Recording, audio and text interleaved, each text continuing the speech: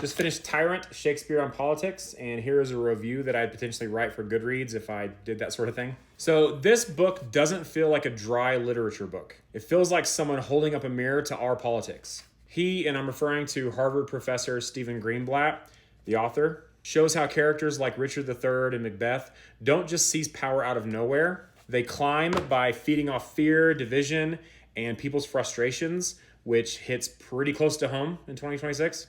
And from a left-leaning perspective, which if you're seeing this video, that most likely means you based on the audience that I've built here, it really drives home how quickly democratic norms can fall apart when power goes unchecked and truth starts to lose its value. And what stood out to me the most is how these tactics, propaganda, fake strength, tearing down institutions, aren't new at all. They're just recycled in different forms. And the book makes it clear that tyranny isn't just about one bad leader, but about the environment that lets them rise in the first place. Sometimes the modern parallels feel a little obvious, but if I'm being honest, that part is what makes it effective. It leaves you with this uneasy feeling that if we're not paying attention, we're just repeating the same story all over again. And the only critique I would have is that he didn't spend enough time discussing what if some of us were or are actually paying attention now, and we know and understand this history, and we can see it unfolding right in front of our faces. And also the frustration that we feel when our countrymen, our neighbors in some cases, are embracing it with open arms.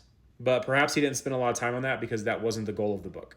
So that was one of my political reads for the month. I'm either going to start Witchcraft, A History in 13 Trials, or Between Two Fires next. If you have a preference, let me know in the comments. If not, I'll just start whichever one I want to.